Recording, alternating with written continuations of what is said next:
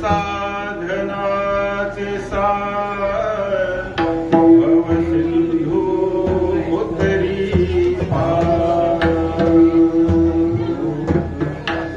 जगद्गुरु जगद्वंद्य श्री संत शिरोमणी तुकोबारायांचं बोलणं या अभंगातून जगद्गुरु तुकोबारायांनी भगवंताच्या अनंत कोट ब्रह्मांड नायक अखिल गुण निधान भक्तवत्सल करुणा वरुणा वलय असा असणारा पंढरीश पांडुरंग परमात्म्याच्या चिंतनाचं महत्व या अभंगातून सांगितलेलं. खरं तर या अभंगाची सुरुवात तुकोबारायांनी करताना एका प्रश्नार्थक वाक्याने किंवा प्रश्नार्थक शब्दाने प्रश्नार्थक चरणाने केली. या अभंगाचा जो गाभार्थ आहे, या अभंगाचं जे वजन आहे, ते वजन या अभंगाच्या पहिल्या चरणातून महत्वपूर्ण आहे.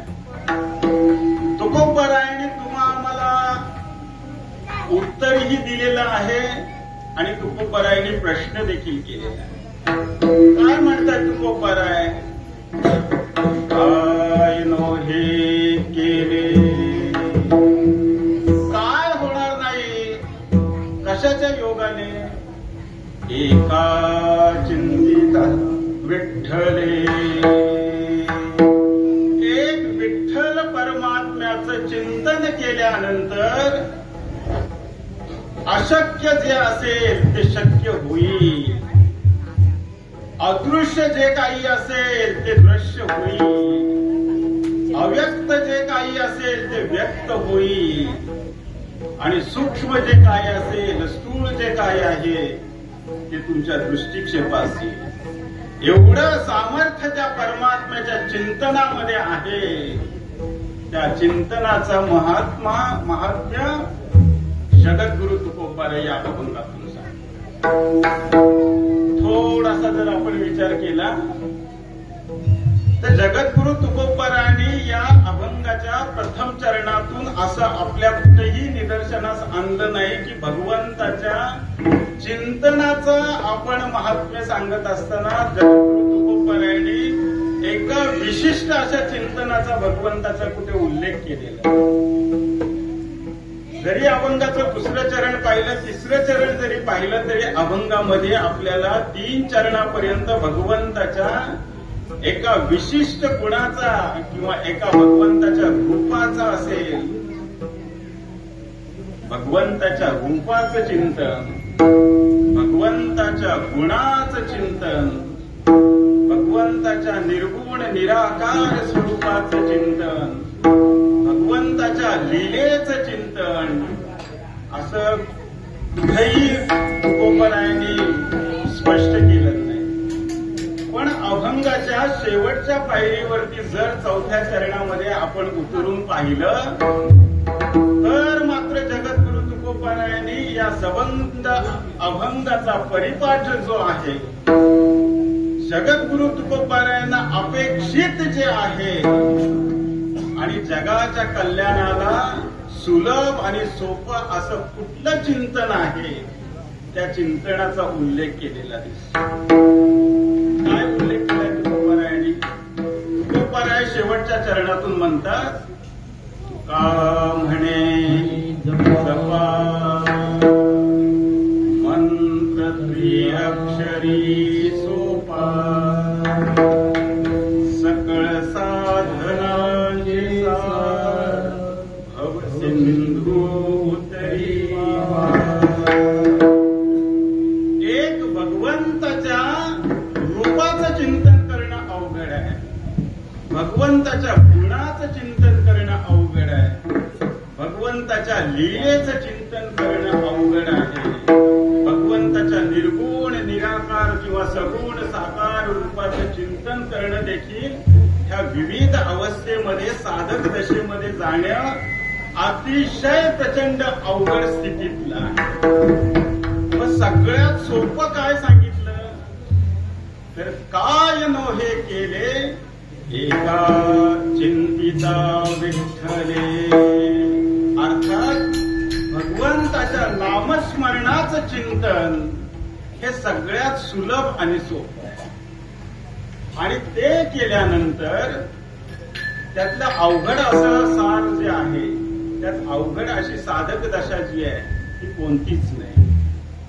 त्या भगवंताच्या नामचिंतनाच्या योगाने कितीही साधना जरी परमात्म्या प्राप्तीची असली तरी परमात्म्या प्राप्तीच्या सकळ अवघड अशा असणाऱ्या साधनांमध्ये एक भगवंताचं नामचिंतन जे आहे ते अतिशय सुलभ आणि सोपं आहे. सगळ्या साधनांचं जर सार शोधून काढलं, सगळ्या साधनांचं जर मंथन करून आपण पाहिलं तर या सगळ्या मंथनांमध्ये, या सगळ्या साराच्या मंथनांमध्ये सगळ्यात सोपं आणि सगळ्यात सार साधन काय असेल तर एक ते भगवंताचं नाम चिंतन. किती सार आहे, किती महात्म्यपूर्ण आहे सार आहे ते, तर ते भगवंताचं नाम चिंतन. जीवाच्या कल्याणासाठी जर कर्म आपल्याला करायचं असेल तर ते कर्माचरण आपल्याला धर्मानुसार झालं पाहिजे. आणि धर्माचरण करायचं असेल तर त्याच्यामध्ये कर्माचरण व्यवस्थित झालं पाहिजे. पण नेमकं आपल्याला जीवाला धर्म काय आणि कर्म काय याचं वर्मच ठाऊक नसल्या कारणाने आपल्याला मिळणाऱ्या साधनेमध्ये जे साध्य करायचं आहे ते आपल्याला आपल्या साधनेमध्ये प्राप्त होत नाही.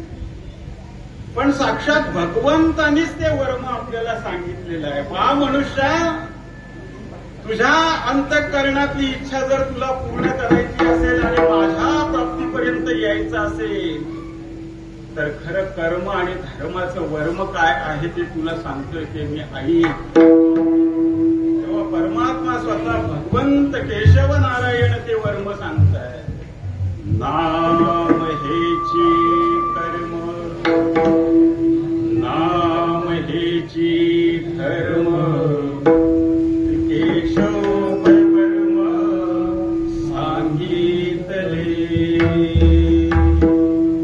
ज्या कर्माचं आणि धर्माचं आचरण कसं करायचं किंवा कर्म आणि धर्माचं नेमकं संक्षिप्त स्वरूप काय आहे हे सांगणारा साक्षात जो परमात्मा आहे त्या परमात्म्याच्या बोलण्यावरती आपल्याला काट मारता येईल का? ते त्रिकाल आभारित आहे आणि त्रिकाल सत्य आहे. म्हणून भगवंताच्या नामचिंतनाचं महात्म्य हे अनन्यसाधारण आहे. थोडंसं आणखी पुढे जाऊन बघू. भगवान शंकराने ज्यावेळेस पार्वती आई साहेबांनी विचारलं की या भगवंताच्या प्राप्तीचं, भगवंताच्या स्वरूपाचं जर दर्शन व्हायचं असेल तर नेमकं काय केलं पाहिजे, तर अनेक साधनांचा उल्लेख पार्वती आई साहेबांनी केला. पण भगवान शंकरांनी अगदी थोडक्या शब्दात सांगितलं, ऐसिया मंत्रात नाही पैसा. एक भगवंताच्या नाम मंत्रासारखं इतर कोणताही सार या जगामध्ये नाही. एक भगवंताचं नाम चिंतन हेच सगळं साधनांचं सार. ऐसिया मंत्रात नाही पैसा, गिरिजेसी शंकर उपदेशिले. पार्वती आई साहेबांना भगवान शंकराने उपदेशलं की सकळ साधनांमध्ये जर सार तत्व काय असेल एक भगवंताचं नामचिंतन आहे. स्वतः भगवान विष्णू नारायणाने सांगितलं भगवंताचं नाम हेच सगळं कर्म आणि धर्माचं सार आहे. भगवान शंकराने देखील मान्य केलं की एक भगवंताचं नाम मंत्र हेच सगळ्याचं सार आहे. आणि मग शेवटी राहिले ब्रह्मदेव, नाही का? त्या सगळ्या गोंधळामध्ये ब्रह्मदेवाला मात्र काहीच कळेना. ब्रह्मदेव डोक्याला हात लावून म्हणाले, अरे नामाचा महिमा किती प्रचंड आहे.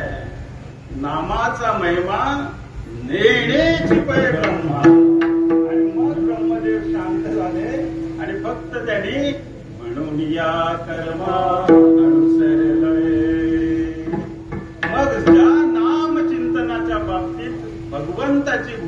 अशी आहे, भगवान शंकराची भूमिका अशी आहे आणि ब्रह्माची भूमिका जर अशा स्वरूपाची असेल तर त्या नामचिंतनाचं सार महात्मा काय कमी असेल का?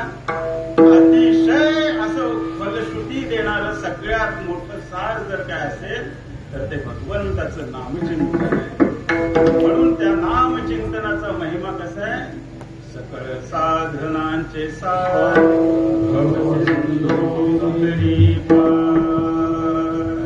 बरं, हे भगवंताचं नामस्मरण केल्यानंतर याची नेमकी फलश्रुती काय मिळणार आहे आपल्याला? कारण कुठली गोष्ट फायद्याची नाही आपण करत नाही का? म्हणजे कुठे जाऊन शिक्का बटन दाबायचं बोललं तरी आपण काय करणार? माझा फायदा काय आहे तरीच आपण जाणार आहे. आणि म्हणून तसंच अगदी तुकोबरायांनी त्या गोष्टीवरती देखील पडदा टाकला किंवा मनुष्या तुला जर फायदाच हवा असेल ना तर तुझं आयुष्य जर भगवंताच्या परमात्म्याच्या प्राप्तीसाठी जर संपूर्ण आयुष्य घालवणार असशील तर तुला योग करावा लागेल, तुला याग करावा लागेल, तुला जप करावं लागेल, तुला तप करावं लागेल. या सगळ्या साधना करेपर्यंत त्यांचं तुझं आयुष्य जर शिल्लक राहिलं तर तुला पुढील प्राप्ती होईल, तर तुला ते पुण्य फलश्रुत होईल. पण याच्यावरती तुकोबाराय म्हणतात बाबा योग याग तपे, योग कर, याग कर, तप कर, येही तयाने अमुके. योगाचं फळ, यागाचं फळ, तपाचं फळ, जे काही त्यापासून मिळणारी पुण्य फलश्रुती आहे, पुण्याची प्राप्ती आहे, ही सगळी पुण्याची प्राप्ती तिन्ही साधनांपासून मिळणारी जी फलश्रुती आहे ही सगळी फलश्रुती जर कशाने मिळेल तरी भगवंताच्या नामचिंतनाने मिळेल. योग तपे येही तयाने अमुपे, त्याने अमुक प्रमाणात केलेल्याची फलश्रुती मिळेल. म्हणून एक भगवंताचं नामचिंतन जे आहे सकळ साधनांचे सार सिंधू तरी पार. शेवटच्या चरणातून म्हणतात तुका म्हणे जपा, तुका म्हणे जपा मंत्र त्रिअक्षरी सोपा. मनुष्या तुझ्या जीवनामध्ये या सगळ्या खडतर साधना करण्यासाठी तुला जीवन आयुष्य तेवढं मिळेल का? कारण पूर्वीच्या काळी या सगळ्या साधना करण्यासाठी तेवढं आयुष्य असायचं. कारण त्या आयुष्याचा जो प्राण आहे त्या प्राणाचं आयुष्य तेवढं असायचं. पूर्वीचा जो कृतयुगातला जो प्राण होता तो माणसांच्या हाडामध्ये असायचा आणि माणसांच्या हाडामध्ये जे असल्या कारणाने कितीही साधना जरी केली तरी जोपर्यंत हाडं आहे तोपर्यंत तो माणूस जिवंत राहायचा. मग त्यांनी काय खावं पिवं काही करू काही किती साधना करण्यासाठी तो सक्षम असायचा. पण त्यानंतर द्वापार युगामध्ये तोच प्राण कशामध्ये आला तर त्रेतायुगामध्ये तोच प्राण मांसामध्ये आला. जोपर्यंत शरीरावरती मांस शिल्लक आहे तोपर्यंत त्या साधना करू शकतो.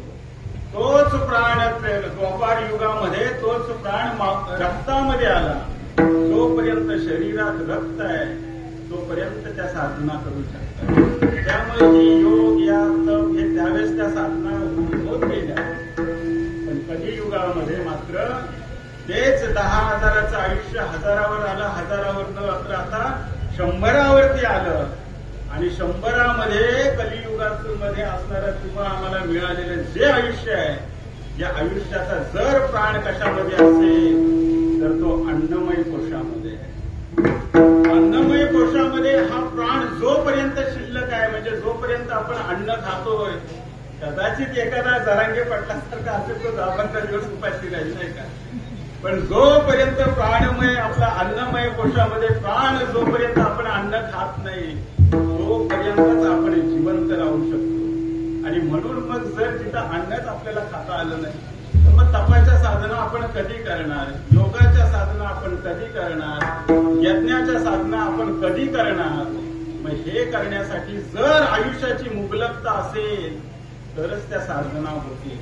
आणि म्हणून आयुष्याची मुबलकता ज्या कलियुगामध्ये अवघी 100 वर्ष आहे, शतवर्षाची गणना आपण म्हणतो, आणि मग 100 वर्षाची गणना याच्यामध्ये आहे, मनुष्य देहामध्ये आहे. त्याच्यातल्या त्याच मधल्यामध्ये जर एखादा कोरोना आलाच कधी विकेटपर्यंत सांगता येणार नाही. म्हणून अशा या 100 वर्षाच्या आयुष्यामध्ये जर आपल्याला सुलभ आणि सोपी साधना कोणती असेल तर म्हणे सोपा जपा मंत्र सोपा सकळ साधनाचे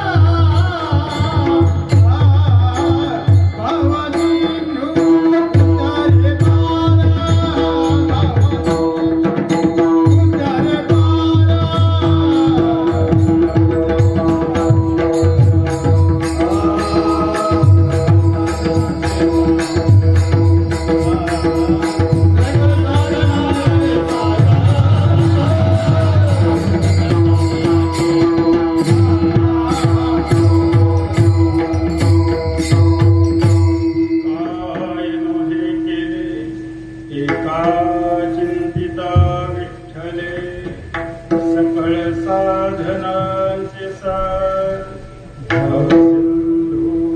तरी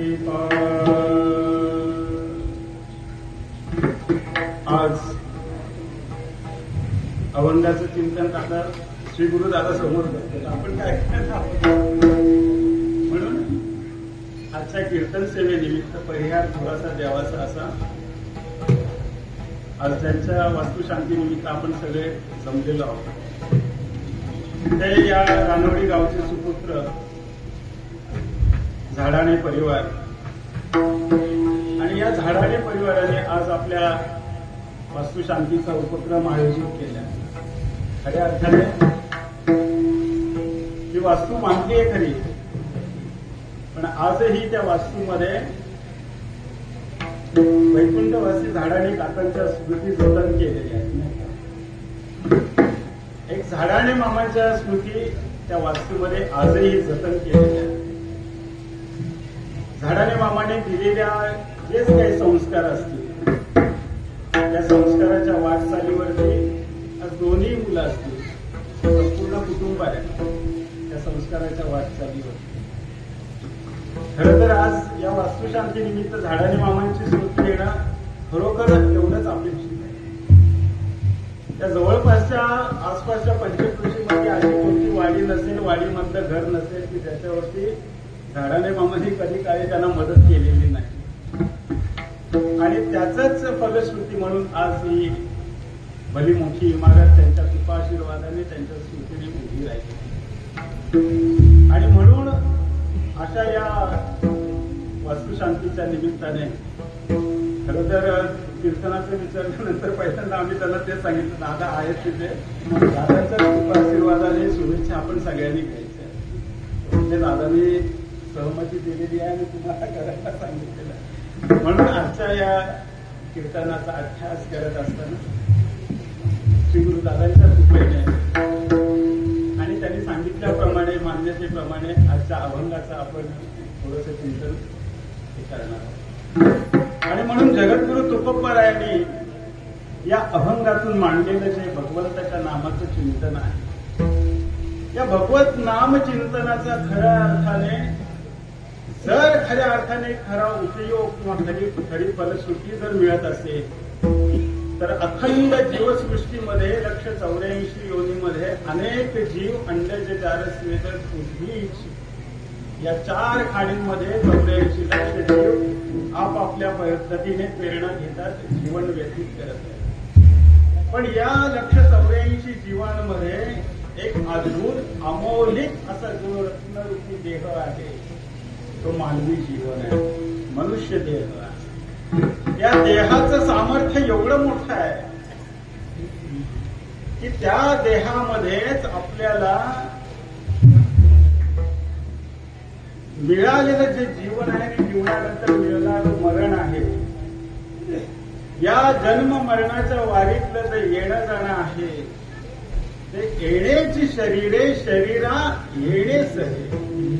याच शरीराने शरीराचं येणं जाणं जे आहे, जन्म मृत्यूचं जे दुःख आहे त्या दुःखातून बाहेर पडण्याचं सामर्थ्य येण्याची शरीरे शरीरा येणे सरे किंबहुना एर झारा चिरा पडणार.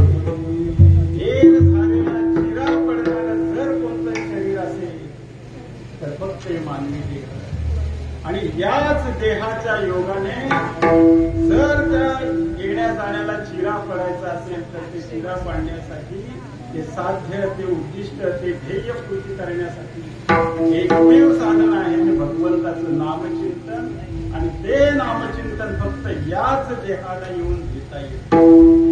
तर तुम्ही कधी असं कुठे ऐकलंय गावाच्या बाहेर हजारो रानडुकरांच्या जंगलामध्ये कळप आहे आणि त्या कळपातून रामकृष्ण हरी नावाची दिंडी निघाली, वारी निघाली, असं ते माळावरती एखादं गाढव मोठ्या मोठ्याने ओरडत असतं, त्या गाढवाच्या मुखातून कधी रामकृष्ण हरी आपण ऐकलंय का?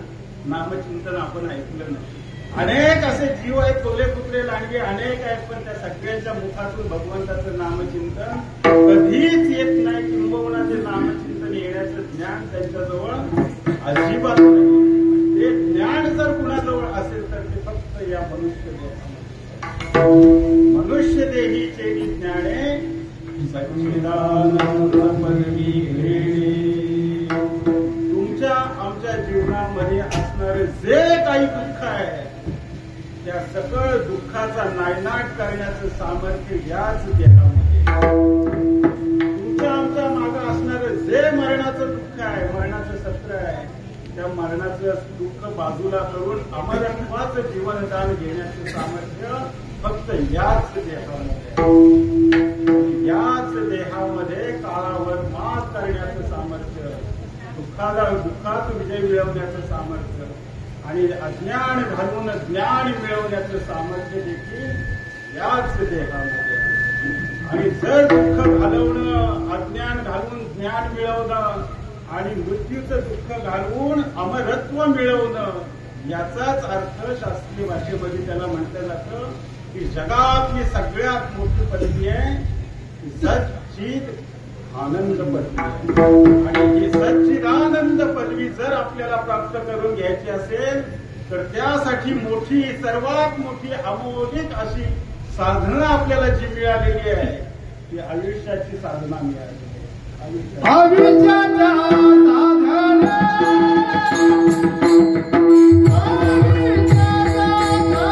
मिळालेलं जे आयुष्य आहे त्या आयुष्याच्या साधनेमध्ये आपल्याला ही सच्चिद आनंद पदवी घेता येते.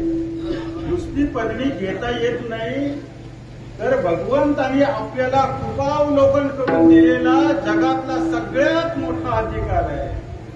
आयुष्याच्या साधनेत आनंद पदवी घेणे एवढा अधिकार नारायणे कृपावलोकने दिला.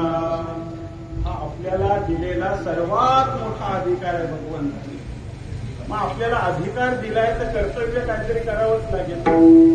अधिकार आणि कर्तव्य ह्या एकाच नाण्याच्या दोन बाजू आहेत. आपण म्हणतो नुसताच अधिकार गाजवायचं म्हटलं तर अधिकार गाजवून जमत नाही. अधिकाराच्या मागे काहीतरी कर्तव्य असावं लागतं आणि ज्याची कर्तव्य पूर्तता असते त्यालाच अधिकार गाजवण्याची तोच अधिकार गाजवू शकतो.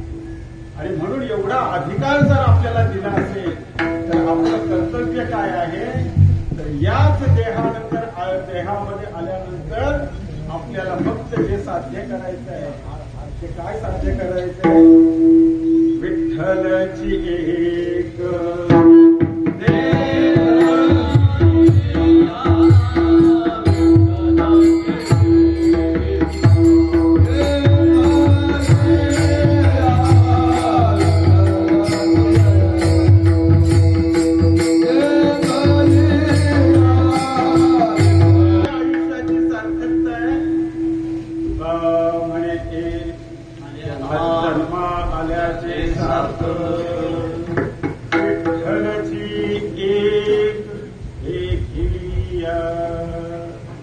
एक विठ्ठल परमात्म्याला पाहिल्यानंतर किंवा त्याचं स्वरूप पाहिल्यानंतर मिळालेल्या आयुष्याची सार्थकता आहे. विठ्ठलाची एक विठ्ठल परमात्म्याशिवाय दुसरं तिसरं काही जर पाहिलं तर त्या जन्माची सार्थकता नाही. आणि तो पर्याय याच अभंगातून म्हणतात की इतर दुसरं कोणतं दुसरं तिसरं चिंतन करून चालणार नाही. एक विठ्ठलाचंच चिंतन केलं तरच सगळं काही प्राप्त. मग एक विठ्ठलाचं चिंतन आणि एक विठ्ठलाचं स्वरूप जर हे दोन्ही आपल्याला मेळ बसवायचं असेल तर आपल्याला हे मिळालेलं जे आयुष्य आहे या आयुष्यातच आपल्याला हा मेळ बसवायचा. कशासाठी बसवायचा आहे तर तुकोबरायाने सांगितलेला जो प्रश्न आहे आणि तुकोबरायाने दिलेलं जे उत्तर आहे त्या दोन्ही प्रश्नाचंही उत्तराची सार्थकता करण्यासाठी हा मेळ आपल्याला या जीवनात बसवायचा. काय प्रश्न आणि काय उत्तर आहे. तुकोबराय म्हणतात अरे काय नो हे केले एका चिंतिता विठ्ठले. काय होणार नाही एक विठ्ठल परमात्म्याचं चिंतन केल्यानंतर. एक विठ्ठल परमात्म्याचं चिंतन केल्यानंतर एक विठ्ठलाचं स्वरूप पाहता येतं आणि ते स्वरूप पाहिल्यानंतर कधीही कुणालाही न मिळणारा जो एक मानव देह आहे, या मानव देहाची एक सार्थकता. आणि मग ही सार्थकता आपल्याला पूर्ण करण्यासाठी याच देहामध्ये आपल्याला अंतःकरण नावाचं चतुष्टय दिलेलं आहे. मन आणि बुद्धी, चित्त, अहंकार हे चतुष्टय चिन्ह जाड अंतःकरणाचे. मन, बुद्धी, चित्त आणि अहंकार हे या अंतःकरणाचं चतुष्टय अंतःकरणाचे चार. आता मनाचा विचार आपण करायचा नाही, बुद्धीचा विचार करायचा नाही आणि अहंकाराचा विचार देखील करायचा. चिंतनासाठी मानवी देहामध्ये जर आपल्याला काही सगळ्यात मोठं साधन दिलं असेल, जर एखाद्या ठेवा आहे, सोन्या नाण्याचा दागिन्याचा ठेवा आहे, तो ठेवा ठेवण्यासाठी कपाटामध्ये तशी अलगद एक छोटीशी तिजोरी दिलेली असते, जोर कप्पा दिलेला असतो. किंवा पूर्वीचे जे आता वयस्कर मंडळी असेल, आमचे पांडुबाबा होते, पांडुबाबा काय लपून ठेवायचं असेल ना, तर त्यांच्या सगळ्याच्या आत वेगळी एक बंडी असायची आणि त्या बंडीला हा वरचा खिसा फारतर एकत्रच शोधायचा, पण त्या खिसा बंडीच्या आतला वेगळा एक खिसा असायचा आणि त्याच्यात घरी मालमत्ता असायची. तुकोबाराय देखील म्हणतात की हा जो सगळा ठेवा आहे, भगवंत चिंतनाचा ठेवा आहे, हा ठेवा साठवण्याची एक ठराविक जागा आहे आणि ती जागा म्हणजे अंतःकरणाचं चित्त. या चित्ताच्या ठिकाणी हा भगवंताचा ठेवा साठवला जातो. आता या भगवंताचा ठेवा साठवायचा आहे, तो कशा स्वरूपाने साठवायचा आहे, आपण सुरुवातीलाच बोलून गेलो. रूपाचं चिंतन नाही करायचं आपल्याला, नाही गुणांचं चिंतन करायचं आहे, नाही भगवंताच्या लीलेचं चिंतन करायचं आहे, नाही त्याच्या सगुण निर्गुण ध्यानाचं रूपाचं चिंतन करायचं. याच्यामध्ये तुकोबारायांनी अपेक्षित सांगितलेलं जे चिंतन आहे ते भगवंताच्या नाम चिंतन. आणि मग या देहरूपी घरामध्ये जे चतुष्टय अंतःकरण आहे चित्ताचं, जे चित्त आहे त्या चित्तामध्ये चिंतन साठवायचं. आता चित्तामध्ये चिंतन साठवत असताना बऱ्याच ठिकाणी भगवंताच्या चरणाचं चिंतन आपण आपल्या अंतःकरणामध्ये साठवलं पाहिजे. का चरणाचं चिंतन अंतःकरणात साठवलं पाहिजे? तुकोबारायांनी भूपाळीमध्ये देखील म्हटलेलं आहे, चित्ती तुझे पाय डोळा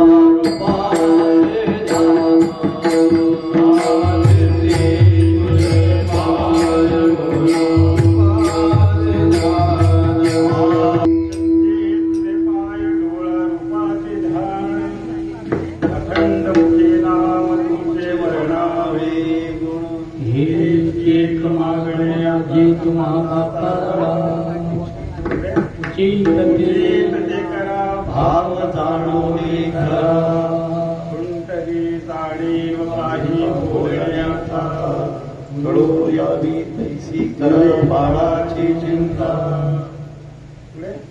का म्हणे आता नको देऊ अंतर विश्वंभर हरचे नकळे कैसा होईल विचार. असो माझे चित्त तुझे पायी राजे ऐसे करी काय. चित्तामध्ये भगवंताच्या चरणाचं चिंतन राहणं ही साधन आहे. माझे चित्त तुझे पायी हे जे भगवंताच्या चरणाचं चिंतन आहे, माझ्या चित्तामध्ये भगवंताचे चरण येणं किंवा त्या चरणाजवळ हे चित्त बांधलं जाणं ही ध्यानाची अवस्था आहे. याच ध्यानाच्या अवस्थेला भगवंताचं चिंतन म्हणतात. चिंतनाचं स्वरूप कसं आहे बघा. भगवंताचे चरण आपल्या चित्तामध्ये धरणं किंवा भगवंताच्या चरणाजवळ हे चित्त बांधून ठेवणं हे भगवंताचं चरणाचं चिंतन आहे. आणि त्याच भूपाळीमध्ये नंतर म्हटलेलं आहे, करी वास हृदयी. भगवंताचं चिंतन करत असताना त्यांनी हृदयामध्ये येऊन राहावं. घरी वास माझे चित्त तुझ्या पायीमध्ये आहे का तुझे पाय माझे चित्त घरी वास हृदयामध्ये हेच चित्त भगवंताच्या चरणाजवळ नेणं आणि भगवंताने चरणासह याच हृदयामध्ये येऊन राहणं. जशी ती पहिली अवस्था ध्यानाची आहे तशी ही अवस्था तरी या तीराचा उदय नाश उदय हो थोडी आशा घरी वास हृदय. ही जी अवस्था आहे भगवंताने हृदयात येऊन राहणं ही धारण्याची अवस्था आहे. म्हणजेच काय, या चित्ताने भगवंताच्या चरणाजवळ जाणं ही ध्यानाची अवस्था आहे. भगवंताने चरणासह या चित्तामध्ये येणं ही धारण्याची अवस्था आहे. या दोन्ही अवस्था ज्या आहेत त्या परमात्मा चिंतनाच्याच अवस्था आहे. आणि याच्या पलीकडची जी अवस्था आहे ती योगामध्ये ती अवस्था सांगितली जाते की ज्या अवस्थेचं प्रत्यक्षात माऊली ज्ञानोबरायाने अनुभव स्वीकारले ही समाधीची अवस्था आहे. याच चित्ताने भगवंताच्या चरणाजवळ जावं, भगवंतानी चरणासह याच हृदयामध्ये यावं आणि याच चित्तामध्ये अंतःकरणामध्ये देहामध्ये असलेल्या चैतन्याने एकरूप व्हावं. चित्त आणि चैतन्याने एकरूप व्हावं. या दोन्हींची एकरूपता झाल्यानंतर चित्त आणि चैतन्याचा होणारा एकविध भाव जो आहे हा एकविध भाव म्हणजे खऱ्या अर्थाने तुमच्या आमच्या देहामध्ये घडलेलं सर्वात मोठं परमात्म्याचं चिंतन आहे. आणि या चिंतनाची अनुभूती देताना मौली ज्ञानोबराय सांगतात मन हे राम झाले. मन हे राम. ज्ञानोबराय चित्त आणि चैतन्य एकत्रित झाल्यानंतर होणाऱ्या चिंतनाची अनुभूती देताना सांगतात मन हे राम झाले. मन हे राम झाले. पूर्णता जीवनची झाले. अंतर्बाह्य रंगून गेले. विठ्ठलची विठ्ठलची. बरोबर.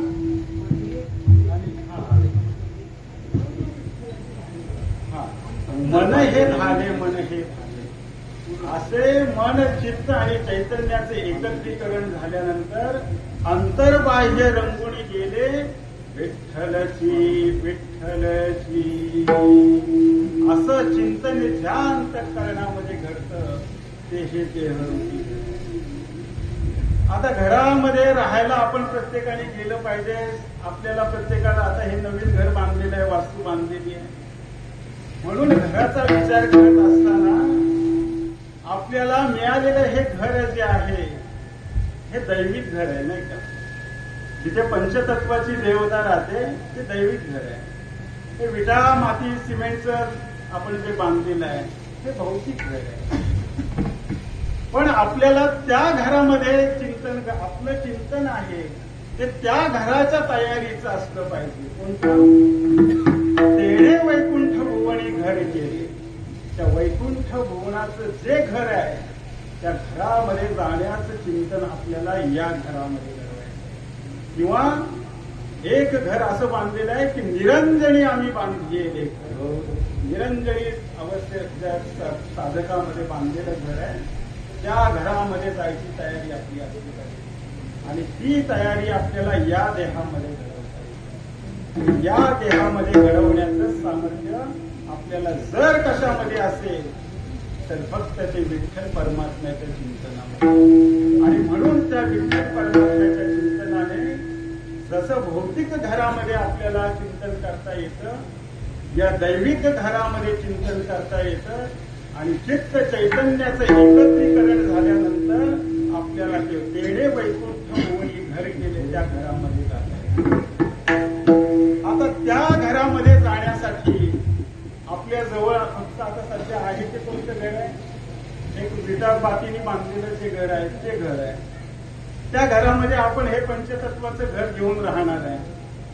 बस एवढंच आपल्याकडे भांडवल आहे ना. ह्याच्या पलीकडे आपल्याला ते निरंजनीत बांधायचं घर जे आहे, ते घर बांधण्याची साधना जी आहे ती या देहात चिंतनवृत्ती सेवेने दिली, विठ्ठल परमात्म्याच्या चिंतनाने दिली. आणि त्याच विठ्ठल परमात्म्याच्या चिंतनाने या देहामध्ये सतत भगवंताचं चिंतन, सतत भगवंताचं चिंतन चिंतन चिंतन नामस्मरण करता करता हा देह जो आहे, हा देह न राहता चिंतने चिंतने तद्रूपता, हा देह साक्षात परमात्मा स्वरूप होऊन जातो. आणि हीच परमात्म्याची चिंतनाची अवस्था आहे. ही चिंतन अवस्था प्राप्त करून घेणार म्हणजे निरंजनी आम्ही बांधतो. आणि मग त्या घराची तयारी करण्यासाठी या देहामध्ये चिंतन झालं पाहिजे. आणि या देहामध्ये, या घरामध्ये एकदा का चिंतन झालं की याच घरामध्ये झालेलं चिंतन जे असेल, देहरूपी दैविक घरामध्ये झालेलं जे चिंतन आहे, त्याच चिंतनाच्या योगाने हे जे भौतिक बांधलेलं घर आहे, हे घर देखील घर न राहता ते मंदिर होत असतं. मी म्हणाल असं कसं काय, हा उलटा प्रवास कसा काय? हा उलटा प्रवास असा आहे की ज्या निरंजनी घरासाठी किंवा वैकुंठ भुवनाच्या घरासाठी आपण चिंतनाची तयारी करतो आहोत, ते चिंतन ज्या देहामध्ये घडतंय, त्या देहामध्ये चित्त आणि चैतन्याची एकरूपता झाल्यानंतर हा देह देखील परमात्मा स्वरूप होतो. आणि हा परमात्मा स्वरूप झालेला देह ज्या घरामध्ये, भौतिक घरामध्ये आहे, त्या घरामध्ये देखील या देह स्वरूपाने होणारं चिंतन आहे, ते घर देखील मंदिर होतं. छोटंसं एक उदाहरण आहे आणि आपण भेटू. माऊली ज्ञानोबरायांनी ज्ञानेश्वरी, अखंड ज्ञानेश्वरी सांगितली. माऊली ज्ञानोबरायांनी सांगितलेली जी ज्ञानेश्वरी होती ती एका खांबाला टेकून सांगितली. आणि त्या खांबाचं काय महिमानं, काय भाग्य उदय झालं की जगातली सर्व मंदिरं खांबावरती उभी आहे. प्रत्येक मंदिराला खांब आहे. जगाच्या पाठीवर एकमेव नेवास्याला एकमेव मंदिर असं आहे की त्या खांबासाठी मंदिर उभं झालं. माऊली ज्ञानोबरायांच्या खांबाला टेकून बसलेले, माऊली ज्ञानोबरायांच्या मुखातून भगवंताचं नामचिंतन होत राहिलं. माऊली ज्ञानोबरायांच्या मुखातून निघालेली भगवंताची संस्कृत भाषेतली ज्ञानेश्वरी प्राकृत भाषेमध्ये झाली की त्या खांबाला टेकून झाली.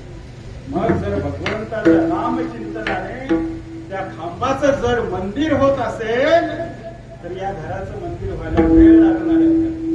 या घराचं देखील मंदिर होत आहे. आणि म्हणून या भौतिक घराचं मंदिर व्हायचं आहे, या दैविक घराचं जर मंदिर व्हायचं आहे. आणि याच भौतिक दैविक घरातून आपल्याला निरंजनी बांधलेल्या घराचा जर रहिवास हवा असेल तर तुकोबरायांनी थोडक्यात सांगितलेलं आहे की घर हे प्रत्येकाने वसवलं पाहिजे. बसवावे घर देवे बरे निरंतर. ज्या घरामध्ये देवाचा निरंतर असा वास असेल, रहिवास असेल, वास्तव्य असेल, त्या घराचा आपण ते वसवलं पाहिजे, ते आपण बसवलं पाहिजे. मग त्या घरामध्ये परमात्म्याने येऊन राहावं असं जर आपल्याला वाटत असेल तर त्या जगाच्या पाठीवरची अनेक साधनं सांगितलेली आहेत. पण सकळ साधनाचं सार जर काय असेल तर एक विठ्ठल परमात्म्याचं नामचिंतन आहे. त्या विठ्ठल परमात्म्याच्या नामचिंतनाने काय होणार नाही तर तुम्हाला हवा असणारं प्रत्येक ध्येय जे आहे ते सगळं पूर्ण झाल्याशिवाय राहणार नाही. हेच अभंगाच्या प्रथम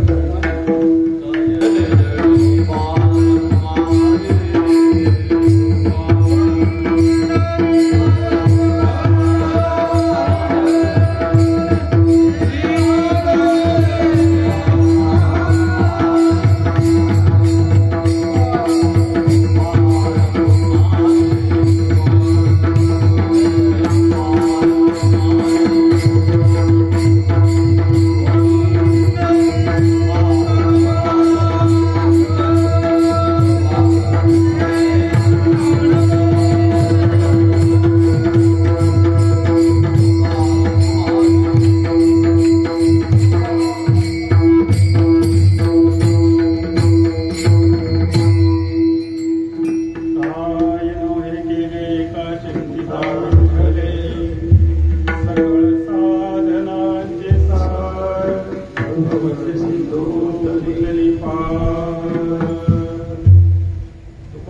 दादांनी सांगितल्याप्रमाणे एक भगवंताचं चिंतन आपल्या अंतःकरणामध्ये चित्तामध्ये झालं पाहिजे.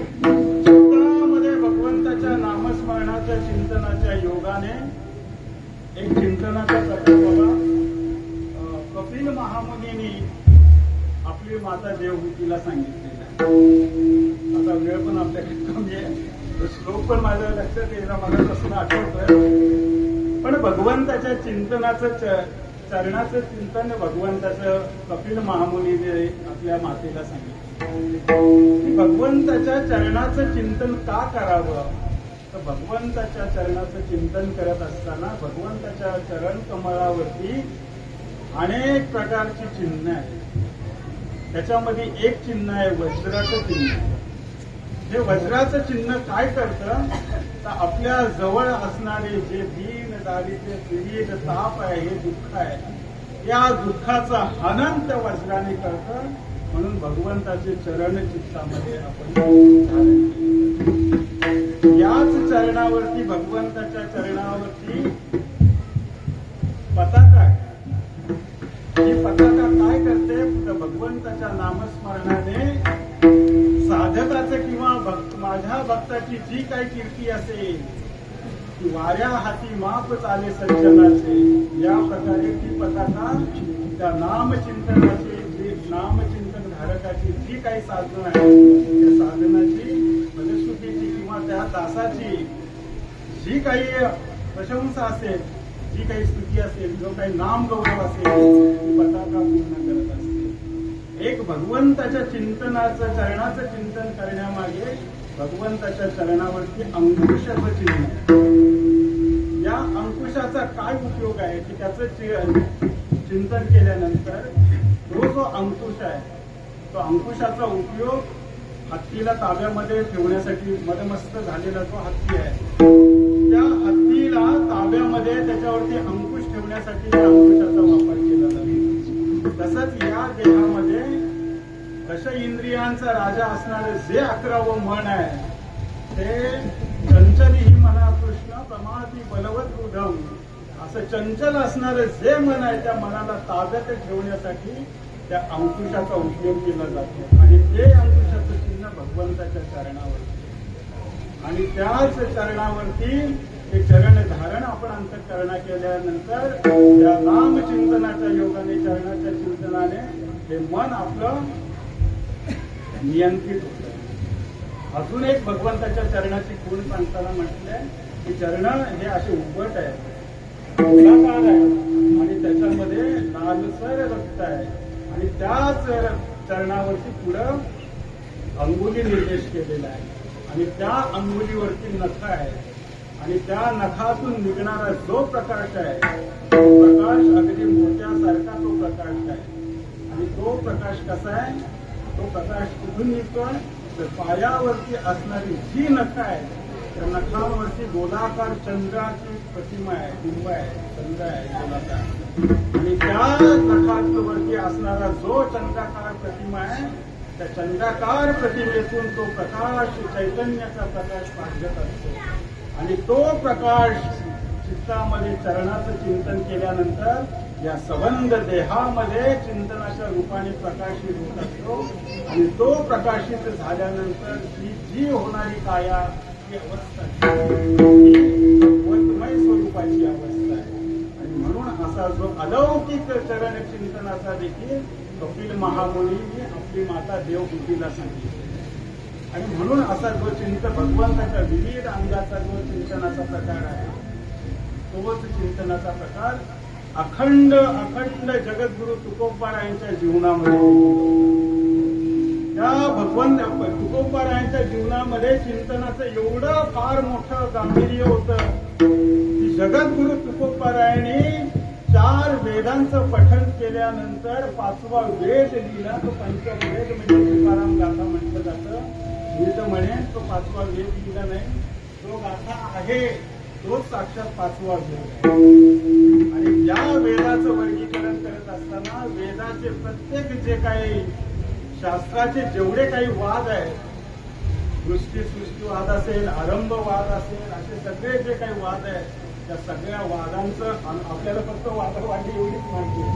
या सगळ्या वादांचं प्रतिबिंब तुकोबारायांच्या गाथ्यामध्ये दिसून येतं. आणि हे प्रतिबिंब तुकोबारायांच्या गाथ्यामध्ये दिसत असताना आपल्याला एक प्रश्न नक्कीच उद्भवेल की तुकोबारायांचं हे ज्ञान आलं कुठून? तुकोबारायांनी तर कोणती साधना केली नाही. तुकोबाराय कुठे हिमालयात गेले नाही. तुकोबाराय मला वाटतं आळंदीच्या संस्थेत पण कधी शिकले नाही. हे ज्ञान तुकोबारायांकडे आलं कुठून? जगद्गुरु तुकोबारायांच्या मागे जीवनचरित्रामध्ये फक्त साधना एकमेव होती, भगवंताचं नामचिंतन. आणि ही साधना भगवत नामचिंतनाची साधना जगद्गुरु तुकोबाराय म्हणजे हे साक्षात योग भ्रष्ट जगद्गुरु तुकोबाराय. शब्द अवघड वापरला असेल बाबा माफ करा, पण जगद्गुरु तुकोबाराय हे योग भ्रष्ट आहेत. योग भ्रष्ट कोणाला म्हटलं जातं? आता ही सगळी मुलं आहेत, सुंदर पकवाज वाजवतात. यांच्या जीवनामध्ये ही कला आत्मसात कशामुळे झाली आहे? तर मागील जन्मामध्ये ज्यांच्याकडून शिल्लक राहिलेली जी कला आहे ती कला या जन्मात त्यांच्याकडून पूर्ण होते. आणि या जन्मात पूर्ण होत असताना त्या अवस्थेला योग भ्रष्ट अवस्था. आणि जगद्गुरु तुकोबाराय देखील योग भ्रष्ट पुरुष एवढ्यासाठीच आहेत की जगद्गुरु तुकोबारायांचं नामचिंतन जे आहे, जगद्गुरु तुकोबारायांना मिळालेले जे ज्ञान आहे ते या जन्मातलं मिळालेलं ते ज्ञान नाही. कृतयुगामध्ये जगद्गुरु तुकोबारायांचं जर जीवन आपण पाहिलं तर प्रल्हादाच्या रूपाने केलेले जे नामस्मरण आहे ते नामस्मरणाची खंडितता पूर्ण होऊन अखंडितता राहण्यासाठी पुन्हा एकदा तो भक्त प्रल्हाद कृतयुगातून त्रेतायुगामध्ये आले. वानर योनीमध्ये येऊन भगवंताचं नामस्मरण केलेलं आहे. आणि त्या वानर योनीमध्ये अंगदाच्या रूपाने भगवंताचं नामस्मरण केलेलं आहे, भगवंताचं नामचिंतन केलेलं आहे. पहिल्या जन्मात देखील भगवंताचंच चिंतन, दुसऱ्या जन्मामध्ये देखील भगवंताचं चिंतन. आणि नंतर तुकोबाराय आले ते द्वापार युगामध्ये. आणि द्वापार युगामध्ये गोपाळ होऊन देखील उद्धवाच्या रूपाने अखंड काय केलंय तर भगवंताचंच नामचिंतन. उद्धवाच्या रूपामध्ये आल्यानंतर, अवतारामध्ये आल्यानंतर शिल्लक राहिलेलं भगवंताचं नामचिंतन गुण रूपाने पूर्ण करण्यासाठी, लीला रूपाने पूर्ण करण्यासाठी, भगवंताच्या स्वरूपाचं पूर्ण ज्ञान आकलन करण्यासाठी पुन्हा कलियुगामध्ये जन्माला आले ते साक्षात नामदेवरायांच्या रूपाने.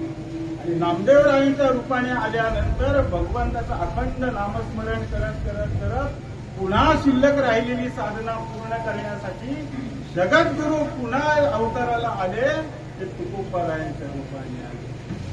मग या सगळ्या जन्मांची जर आपण सार्थकता पाहिली तर योग भ्रष्ट अवस्था जी शिल्लक राहिली ती फक्त नामचिंतनाची. आणि म्हणून ती नामचिंतनाची शिल्लक राहिलेली जी अवस्था आहे ती जगद्गुरु तुकोबारायांच्या शेवटच्या साधनेपर्यंत शिल्लक राहिली. आणि म्हणून ह्या शिल्लक राहिलेल्याची फलश्रुती जर जगद्गुरु तुकोबारायांना मिळाली असेल तर ती नामस्मरणाच्या रूपाने. किती मिळाली तुकोबारायांना? तुकोबारायांच्या जीवनचरित्रामध्ये आपण जर पाहिलं तर तुकोबारायांचा गुणगौरव किंवा ख्याती संबंध महाराष्ट्रभर पसरत चाललेली. पण पसरलेली ख्याती ही शेजारच्या गावाला आजूबाजूला बघवत नाही का? अगदी जगद्गुरु तुकोबाराय देखील त्यावेळेस अपवाद नव्हते. आताच सोडाच, पण त्यावेळेस तुकोबारायांना देखील ते सहन करावं लागलं. आणि मग हे तुकोबाराय कोण आहेत म्हणून त्यांची परीक्षा पाहण्यासाठी रामेश्वर शास्त्री भट्ट आले. रामेश्वर भट्ट आले, तुकोबाराय देहूला आले आणि तुकोबारायांच्या घराजवळ आले. तुकोबारायांच्या घरी मंडळीने विचारलं, अहो तुकारामांचं घर हेच आहे का? जाऊ आईचा म्हणण्या, हो हेच घर आहे. पण तुम्ही एवढ्या सकाळी सकाळी माझ्या घरी आलात, तुम्ही नेमकं कुठून आलात, काय आलात? अहंकाराने परीक्षा घेण्यासाठी किंवा आपला कमीपणा त्यांना घडवता आला नाही, अहंकार घडवता आला नाही म्हणून ते बोलले तुम्ही नको त्या चौकशा करू नका. तुकोबाराय तुकाराम कुठे गेले तेवढंच सांगा. सकाळची पहाटेची लवकर सकाळची वेळ होती. तुकोबाराय उठलेले की प्राथमिक विधीला घराच्या मागच्या दिशेला गेले. आई साहेबांनी हातानेच दाखवलं की तिकडे घराच्या मागे परसाकडे गेलेले आहेत. पूर्वी काय आंगणवाडी मुक्त गाव नव्हते. आपल्या रानात आपल्या वनात गेला कुठे पाठीमागे एका झुडपाच्या मागे तुकोबारायचा उपचारात झुडपाच्या मागून विठ्ठल विठ्ठल विठ्ठल नामाचा ध्वनी येत होता. तो विठ्ठल नामाचा ध्वनी ऐकून मात्र रामेश्वर शास्त्री काय आनंदाने नाचायला लागला असेल का? जसा तो विठ्ठल नामाचा ध्वनी ऐकत होता इकडे तळ पायाची आग मस्तकाला गेली रामेश्वर भट्टाच्या. क्रोधाने लालेलाल झाला आणि तुकोबारायनं आवाज दिला, अरे तुकारामा तुझं झालं असेल तर पटकन आवर. तुकोबारायने तो आवाज ऐकला. एवढ्या रागाने एवढ्या प्रेमाने मला कोण बोलवतोय? आपला शौची विधी प्राथमिक विधी आवडला आणि बोलले, महाराज आपण कुठून आला? मला दर्शन द्या. दर्शन देण्यासाठी खाली तुकोबाराय वागतात. 2 पावलं रामेश्वर भट्ट शास्त्री मागे सरकले आणि बोलले, अरे तुकारामा तुला काही अक्कल आहे का? तुझं डोकं ठिकाण्यावरती आहे का? या अशा अपवित्र जागेवरती तू पवित्र भगवंताचं नामस्मरण घेतोस. तुला काही लाज बी सांगायची. रामेश्वर भट्टाच्या मुखातून असे शब्द ऐकल्यानंतर रामेश्वर भट्टाने हात जोडले तुकोबारायांसमोर आणि तुकोबारायांनी रामेश्वर भट्टासमोर हात जोडले आणि तुकोबाराय विनंती करायला लागले, माझी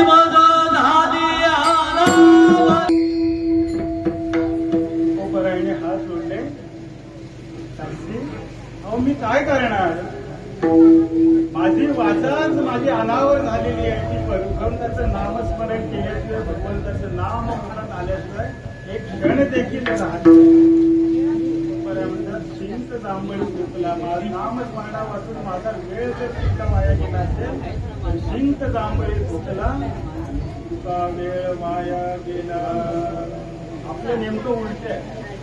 आपल्याला दिवसभर भगवंताची आठवण येत नाही, पण शिंक आली, जांभळी आली, झोपला आला नाही, तेवढ्या पुरती शिंक आली की विठ्ठल विठ्ठल तेवढ्या पुरती आपल्याला म्हणतात शिंक जांभळी झोपला. याच्यात आपल्याला जांभळी आली की फक्त आपण विठ्ठल विठ्ठल एवढंच बोलतो.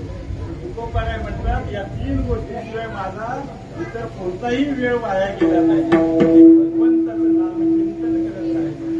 या भगवंताच्या नामचिंतनाचा एवढा मोठा अधिकार तुकोबारायला मिळाला. अरे शास्त्री म्हणायला लागले, तुकारामा एवढी तुझी जीभ वळवळ करते का? एवढं तिचा नाम लोकाला येते का? त्या जिभेवरती एवढंच नाम येते का? दाखव मला तुझी जीभ, बाहेर काढ. आणि जीभ दाखवायला बाहेर काढली. त्या रामेश्वर भट्टांनी तशीच ती जीभ खाली खेचली आणि जीभ खेचल्यानंतर काय चमत्कार झाला, काय साक्षात्कार झाला. जगद्गुरु तुकोबारायांच्या चिंतनाचा महिमा एवढा मोठा होता की तुकोबारायांच्या अंगाच्या प्रत्येक रोमातून विठ्ठल विठ्ठल ध्वनी यायला लागला. आणि त्या विठ्ठल विठ्ठल ध्वनी ऐकल्यानंतर अहंकाराने मदमस्त लाल झालेला रामेश्वर शास्त्री झरकन एका सेकंदात त्याचा अहंकार निघून गेला. 2 पावलं मागं आला आणि तुकोबारायांच्या चरणाला लागला. आणि त्याच रामेश्वर भट्टाला म्हणावं लागलं, अरे हे तुकोबाराय म्हणजे वेडे नव्हे, ते हे साक्षात जगाला वेड लावणारे आहेत. त्यांचा अधिकार केवढा मोठा आहे. केवढा मोठा अधिकार तुकोबारायला लावला. ब्रह्म आणि तुकोबा एका पारड्यात ब्रह्म ठेवावं आणि एका पारड्यात तुकोबारायांना ठेवावं. या दोन्हींमध्ये जर बदल तुला केली सीता तुलनेशी आले. एवढा अधिकार तुकोबारायांना ज्या नामचिंतनातून मिळाला.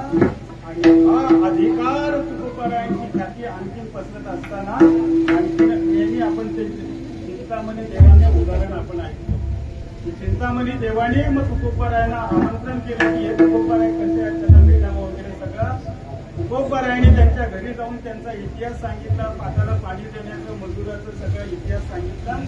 जेवण खावण झालं. पितरांना तुकोबारायांनी बोलवलं, चिंतामणी देवाला बोलवलं. स्वतःचं आराध्य दैवत पांडुरंग परमात्म्याला बोलवण्याचं सामर्थ्य ठेवायला सोबत आपले पित्र पण येतील की नाही सांगताय.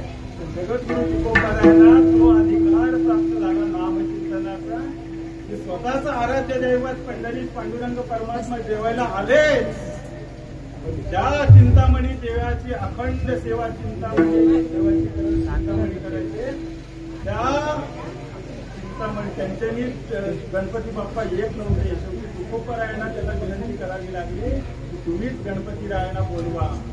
आणि मग तुकोबरायांनी विनंती केल्यानंतर चिंतामणी देवांचा चिंतामणी देखील देवायला आले. एवढं नाम एवढी ख्याती तुकोबरायांची, एवढं सामर्थ्य तुकोबरायांचे आलं ते फक्त नाम चिंतनाच्या. मग या सगळ्याचा समारोप करत असताना सगळे मित्र सगळे पाहुणे रावणे जेवून गेल्यानंतर चिंतामणी देवांनी जगद्गुरु तुकोबरायांना सोडण्यासाठी बाहेर आले. एवढा मोठा अधिकार पुरुष आपल्याकडे आला आणि मग त्याला नुसतं असाच कसा पाठवायचा. एखादा पाहुणा आला की आपण दारापर्यंत जातो, पायरीपर्यंत जातो, अजून मोठा असेल तर रस्त्यापर्यंत जातो, अजून मोठा असेल तर तो गाडी बसेपर्यंत, तो दिसेपर्यंत आपण हात करत राहतो. आणखी त्याच पद्धतीने आपला अधिकार चिंतामणी देवांच्या लक्षात आला. मला भेटायला आलेल्या तुकोबरायांचा अधिकार एवढा मोठा आहे हा देखील त्यांच्या लक्षात आला. जाता जाता तुकोबरायांना ते सोडायला घराच्या बाहेर आले. 2-4 पावले चालत गेले. तुकोबरायांनी मागं फिरून पाहिले, देवा आता तुम्ही काही येऊ नका, जावा घरी जावा घरी. आणखीन थोडं एक 100-200 मीटर चालत गेले. जेव्हा तुम्ही कशाला त्रास करताय उन्हात आलातून, जावा घरी मी जाईल. 1 किलोमीटर गेले, 2 किलोमीटर गेले, पुढे चालतच चालत राहिले. खूपच अंतर चालत गेल्यानंतर पुन्हा तुकोबरायांनी मागं वळून पाहावं, अरे देव अजून पाठीशी येत आहे. चिंतामणी देव का एवढं, माझं काही चुकलं का? तुकोबराच्या उन्हामध्ये तसे उभे राहिले. देवा माझं काही चुकलं का? चुकलं असेल तर माफ करा, मी काय तसं तुमचा काय अपराध केला नाही.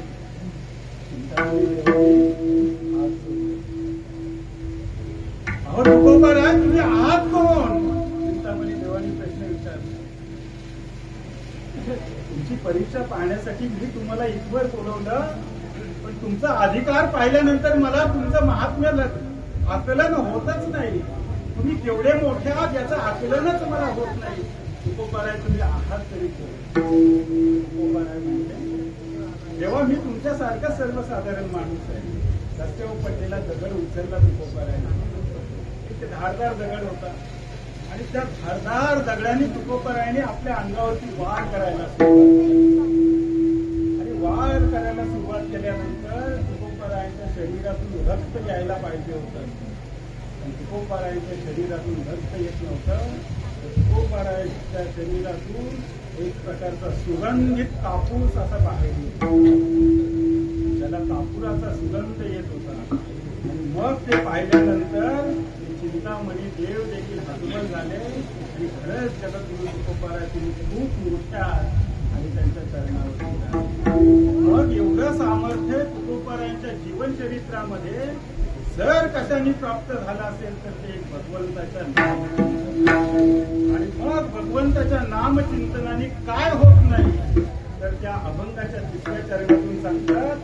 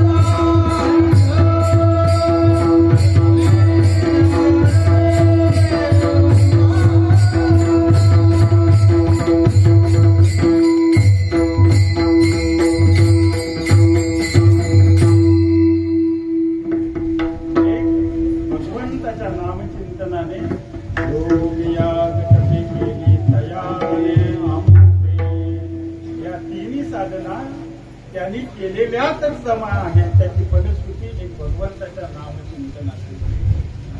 नामचिंतनात जगद्गुरुपरायणा मिळालेली जी अनुभूती आहे त्या अनुभूतीमध्ये चिंतनामध्ये 2 वैविध्यपूर्ण गुण आहेत.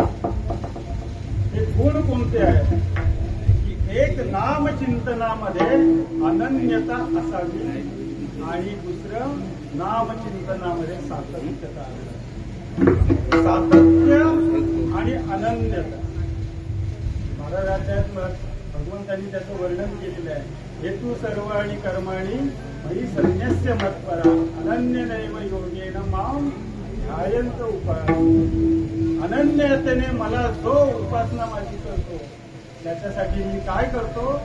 येषामहं समुद्धरता मृत्यू संसार सागरात भवामी न चिरात पार्थ मयि वेशित चेतसा. मग त्यांच्यासाठी ते या सगळ्या भवसागरातून तारून नेतो कुणाला जो माझा अनन्य भावाने चिंतन करतो. भगवंत तारून नेतो तो असाच तारून नेतो का. या जन्म मृत्यूच्या सृष्टीमध्ये किंवा या भवसिंधूच्या जलामध्ये भगवंत साक्षात सांगतात की मनोनिगा पांडवा. अर्जुना ऐक या सगळ्यांना माझ्या चिंतनाने कसं तारून नेतो. मनोनिगा पांडवा मूर्तीचा मेळावा. करोणी येते करोणिया त्यांच्या गावा भावत्वाला. माझ्या मूर्तीचा मेळावा केला. पण तो मूर्तीचा मेळावा कसा केला तर भगवंताच्या रामकृष्ण नामाने. नावाची या सृष्टी नामाची या अवधारी कसं नामाची या भगवंताच्या सहस्त्र नामाने नामाची या सहस्रवरी नाव या अवधारी सजोनिया संसारी तारून लागलो. भगवंत आपल्या मूर्ती रूपाने आला तुम्हाला आम्हाला तारण्यासाठी. मूर्ती रूपाने तारू शकत नाही म्हणून भगवंत तुम्हाला आम्हाला आपली सोडवण आपल्याला करण्यासाठी रामकृष्ण नावाने इथं अवतीर्ण झाला. नावाची या सहस्रवरी नाव या अवधारी सजोनिया संसारी तारू लागलो. मग असं जे भगवंताचं नाम आहे ते अनन्य आणि सतत घेतलं पाहिजे. सततम माम